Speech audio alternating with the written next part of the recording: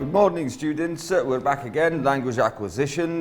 This time we're having a look at the behaviorist perspective.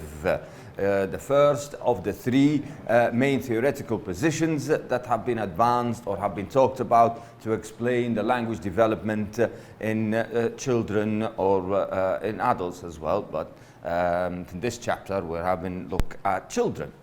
Now, we have the behaviorist perspective, which is on page 15. If you would like to follow, please.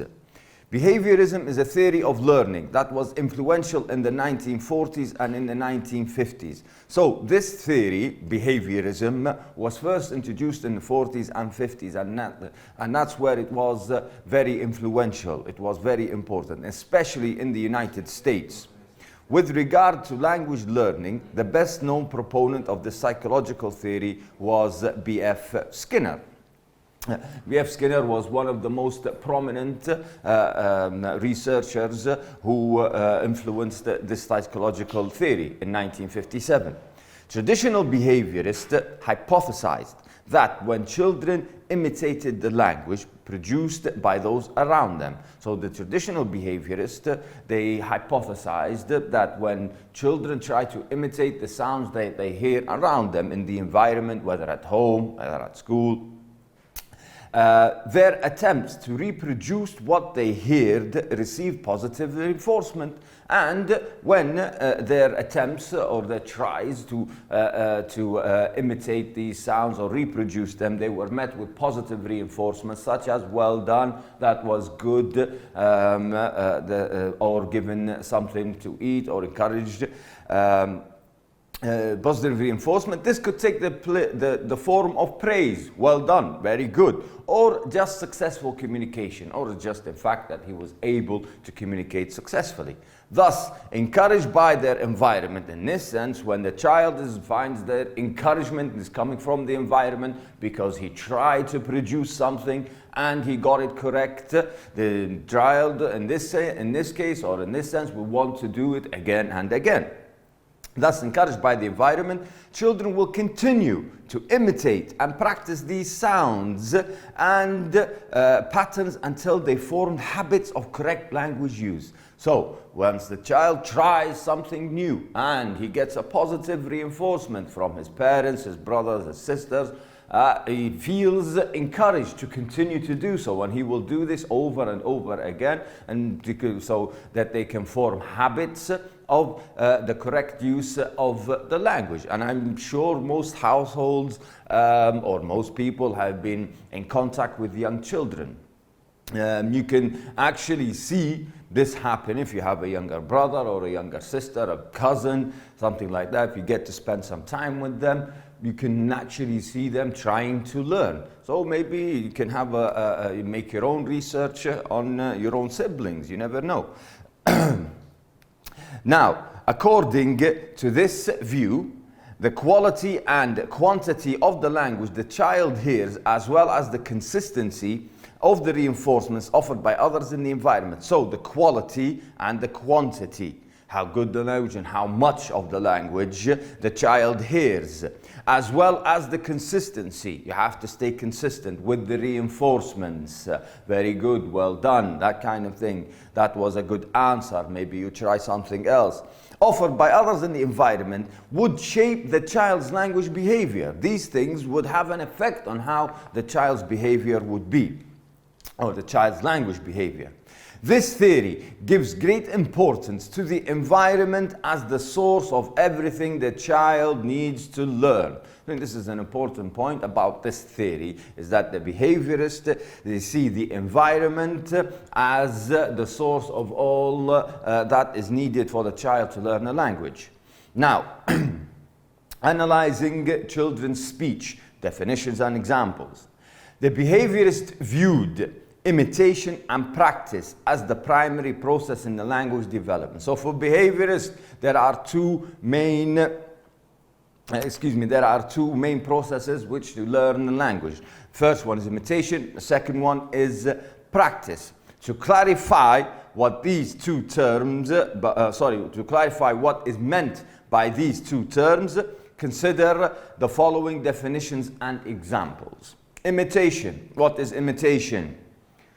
word for word repetition, to repeat the same word of all or part of someone's utterance, either part of someone's utterance or all of it. Mother, shall we play with the dolls? Lucy, play with dolls.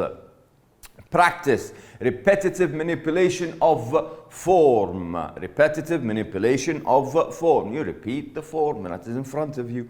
Cindy, he eats carrots, the other one eats carrots, they both eat carrots. You see, carrots has been repeated more than once. This tells me that Cindy has encountered this word recently and she's trying to learn it. She's using it in different contexts, in different sentences, trying to find out what is what habit that she can form for the correct use of the language.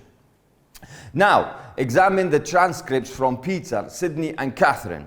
They were all about 24 months old when they were recorded as they played with a visiting adult. So, we have three children, Peter, Sydney and Catherine. They were all about 24 months old when they were recorded, about 2 years when this was recorded. As they played, they were playing with a visiting adult.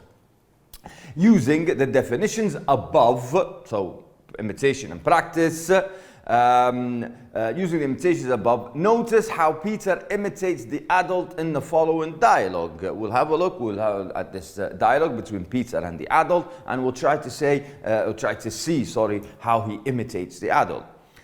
Peter, who's 24 months old, is playing with a dump truck, while two adults, Patsy and Lois, look on. Two adults, Patsy and Lois, are looking at Peter and he's playing with the dump truck. Peter, get more. Lois, you're gonna put more wheels in the dump truck. Peter, dump truck, wheels, dump truck. Patsy, what happened to it, meaning the truck. Peter, looking under the chair for it, lose it. Dump truck, fall. Lois, yes, the dump truck fell down. Dump truck fell down, dump truck. Now, if we just have a look from just looking at this conversation, we can tell that the new words that Peter's encountered or is trying to learn are dump truck, because he has repeated or imitated this word so many times in the first sentence, and again and even at the end. What's interesting to see is he's also, if you look at the last two lines, the dump truck, Lois says, yes, the dump truck fell down. What's interesting here, in the line before, he was using fall. But when he heard Lois say fell down, he immediately said dump truck fell down, dump truck. All right, now let's have a look. If we analyzed a larger sample of Peter's speech, we would see a larger sample, a longer conversation of Peter's speech, we will see that 30 to 40% of his sentences were imitations. 30 to 40% of his sentences were imitations of what someone else has just said. So Peter has a high percentage of repetition. We would also see that his imitations were not random, and what he imitates is not just at random, he's picking things that he maybe wants to learn. He did not simply imitate 30 to 40% of everything he heard. Detailed analysis of large samples of Peter's speech over about a year, showed that he imitated words and sentence structures that were just beginning to appear in his spontaneous speech. Yes, Peter has very high percentage of repetition, between 30 and 40%. But if we look at the bigger picture, or if we have a look, analyze a larger speech of Peter's, we will see that his imitations are not just random imitations. What he imitates is the new structures and the new words that he can use in his spontaneous speech. Once these new elements, and after these new elements or new words become solidly grounded, or structures become solid and he understands them and he knows how to use them correctly, he has made a habit or formed the habit. solidly grounded in his language system, he stopped imitating them and then went on to imitate others. So this imitation that Peter does, he does this until the structures, the words are solidly grounded in his language system and he knows how to use them properly and correctly, and then he moves on to imitating new words. Now, unlike the parrot, who imitates the familiar and continues to repeat the same things again and again. You know, a parrot, he'll imitate something that he hears all the time, something that's familiar, and he will repeat the same thing again and again. Children appear to imitate selectively. They select something they want to imitate, and they don't imitate it. They're not like parrots. The choice of what to imitate seems to be based on something new that they have just begun to understand anew. So the imitation comes from a place where there is a need to learn, a need for knowledge. So they've just learned something new, or they've just begun to understand the news. That's why the imitation will happen. Not simply on what is available in the environment, and not just imitate what's in front of them. They will imitate or practice on the things that they actually need. For example, consider how Cindy imitates and practices language in the following conversations. Let's have a look at how Cindy imitates and practices. Cindy, she's 24 months and 16 days, is looking at a picture of a carrot in a book, trying to get Patsy's attention. So, she's looking at a picture of a carrot in a book and trying to get Patsy's attention. Cindy, what does she say? Cow, cow, cow, cow, cow. What's this? Patsy, what are the rabbits eating? Cindy, they're eating cando. Now, if I stop here, it's obvious from the first line, cow, cow, cow, and then cando, that Cindy does not know the word for carrots. She wants to learn it, she's trying to learn, or she might have heard it, but it's not formed a habit yet. So she's still in the process of figuring this out. No, that's a carrot. Carrot. Pointing to each carrot on the page. Now that's a carrot, that's a carrot, that's a carrot. The other carrot, the other carrot, the other carrot. This process now, Sydney here, she's trying not to forget the word. She's trying to learn the word carrot. A few minutes later, Cindy brings Patsy a stuffed toy rabbit. What does this rabbit like to eat? She asks. Cindy, incomprehensible, something you don't understand. Eat the carrots. She remembers the word. Cindy gets another stuffed rabbit. Cindy, he, incomprehensible, eat carrots. The other one, eat carrots. They both eat carrots. Very interesting here. She's trying to form habits in the language here, as you can see, by using the carrot in different sentences. He eats carrots. The other one eats carrots. They both eat carrots. So she's putting the word carrots through her library of structures of words, and to see if how she can form habits of the correct use of the language. 1 week later, Cindy opens the book on the same page. After a week, Cindy, here is the carrots, pointing. Is that a carrot? Interesting use of a question now. Is that a carrot? Patsy, yes. All right, now, Cindy appears to be working hard on her language acquisition. Yes, she seems to be working very hard. She practices new words and structures in a way that sounds like a student in some foreign language classes. Now, she sounds like a foreign student who's trying to learn English. How so? What are the similarities here? Perhaps most interesting is that she remembers the language lesson a week later. She still remembers the language lesson after a week and turns straight to the page. In the book, she had not seen since Patsy's last visit. So she hasn't seen the book for a week, but she knows and she remembers it, and she goes straight to the page. What is most striking is that, like Peter, her imitation and practice appear to be focused on what she is currently working on. Now, this is an important point, similarity between Cindy and Peter. There can be differences in the amount of imitation and practice that children will do. As you noticed, maybe Peter did 30 to 40% imitation, so I think he's a lot higher than what Cindy does. But the important point here is both of them will only imitate the things that they are working on, the things in their immediate environment, and they use this word or this structure over and over again to form the habits.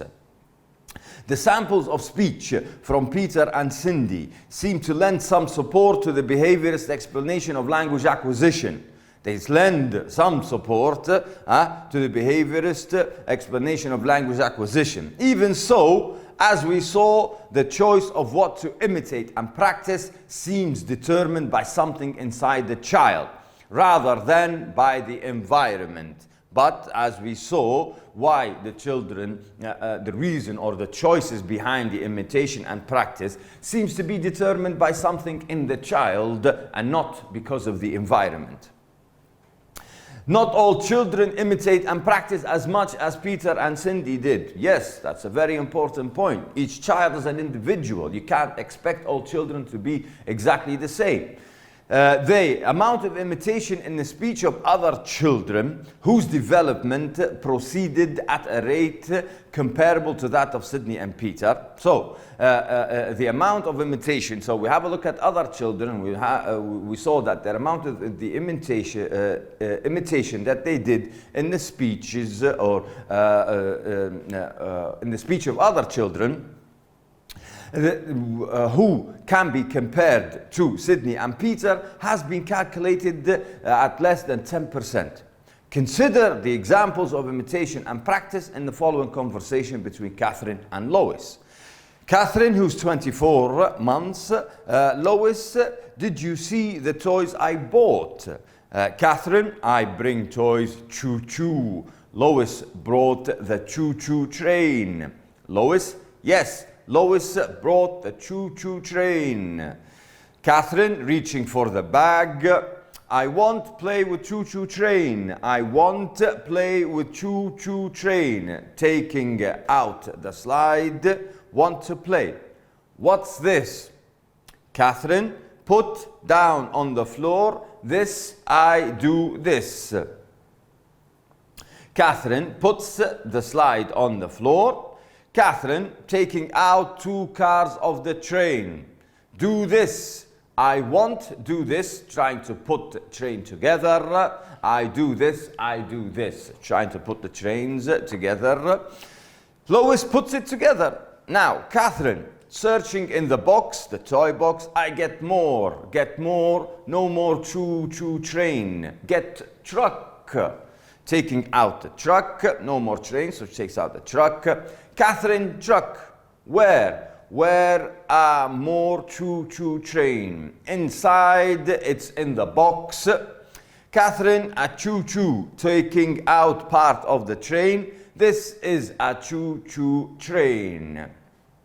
Now, like Cindy and Catherine, sometimes repeats her, like Cindy, Catherine sometimes repeats herself to produce a series of related practice sentences. She repeats herself again and again, as we saw. But she rarely imitates the other speaker. It's very rare for Catherine to imitate, for Catherine to imitate the other speaker. Instead, she asks and answers questions and elaborates on the other speaker's questions or statements. So here we can see that Catherine has a different way of learning, different from Peter and different from Cindy. So what she likes to do is she likes to take control of the conversation. She wants to be the one who's in control. She'll ask the questions, she'll elaborate on what the other speaker is saying, or explain the other statements. So you can see that Catherine, maybe children's personalities are different and they come through in the way of learning as well. Now, thus children vary in the amount of imitation they do. So no two children will have the same amount of imitation. Maybe similar, but children are varied. In addition, many of the things they say show that they are using language creatively. And children will use language in an imaginary and creative sense. Not just repeating what that they have heard, they're actually trying to come up with things by themselves. This is evident in the following examples, and we can see this in the following examples. Patterns in language. The first example shows a child in the process of learning patterns in language. The first example it shows you the child is learning, trying to learn a pattern in a language.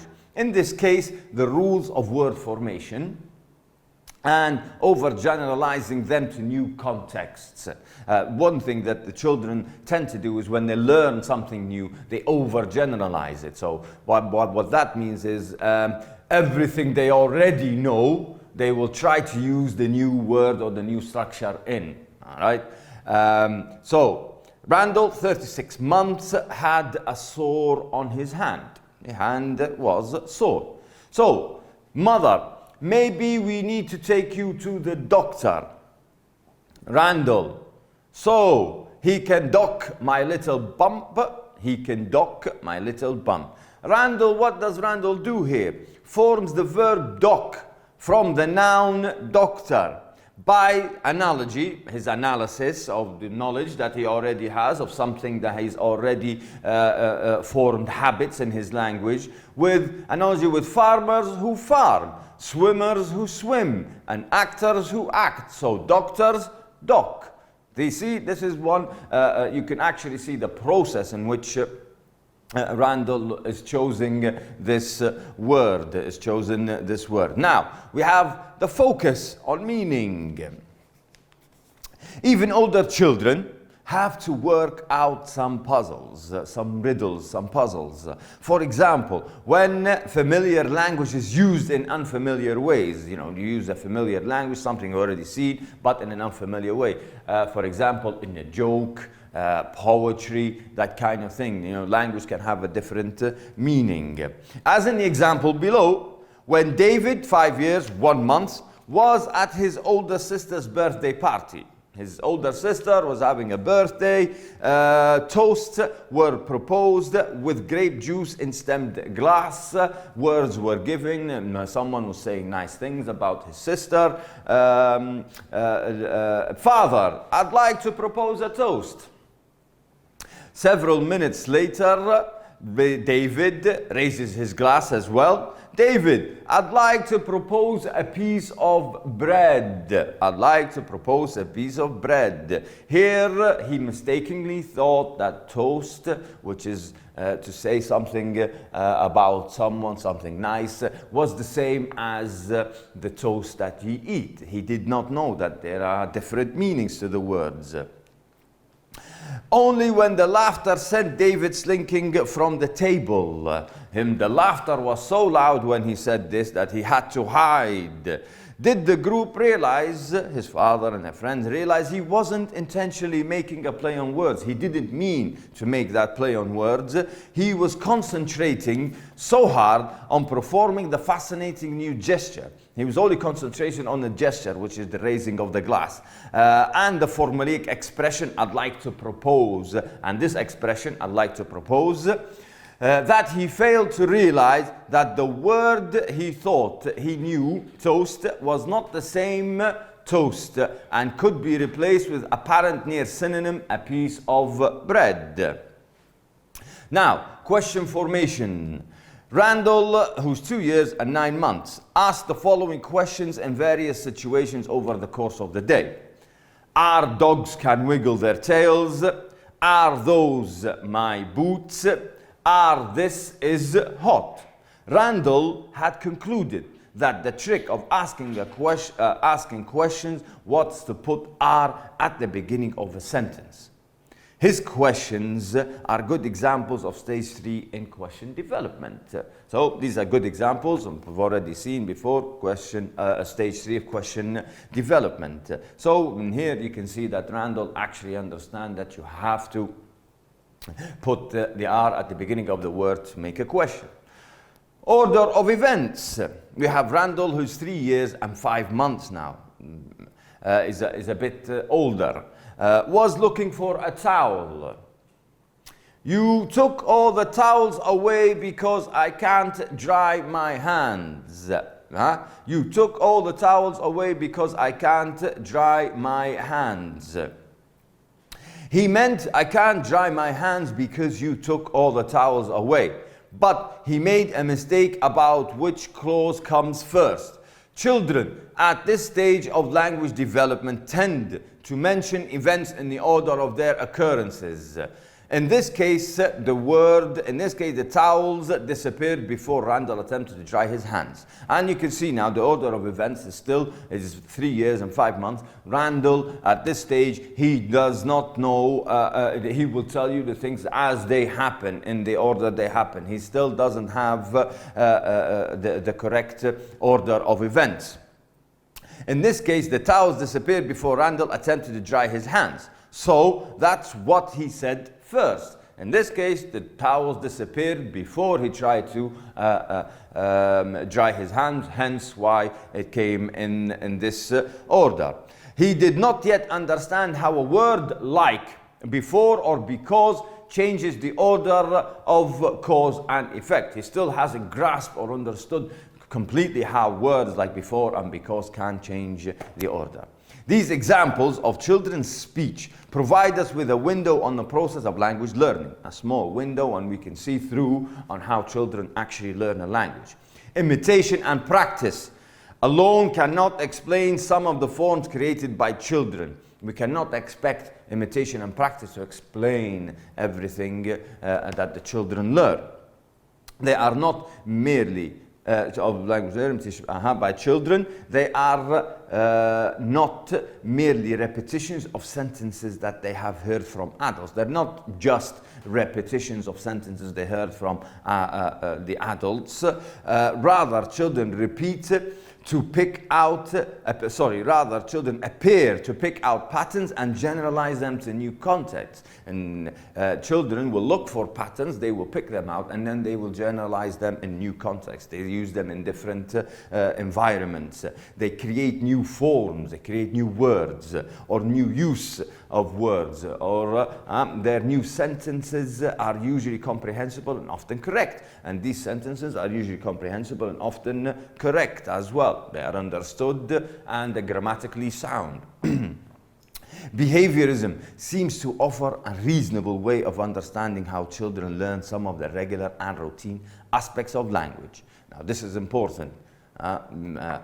This paragraph and the one before it, please pay attention, because behaviorism only offers a reasonable way of understanding how children learn some of the regular and routine aspects of the language, especially at the earliest stages. However, children who do little overt imitation acquire language as fully and as rapidly as those who imitate a lot. What does this mean? It means is not every child will imitate at the same level that Peter did or Catherine did. Some children will hardly imitate, but their language development will be just as good. Sometimes they're inverts. Sometimes they're not overt, children are inverts. So we'll have a student or a child who likes to listen more rather than imitate and practice. It does not mean if the child is not imitating, he's not learning. All right, this is the important bit.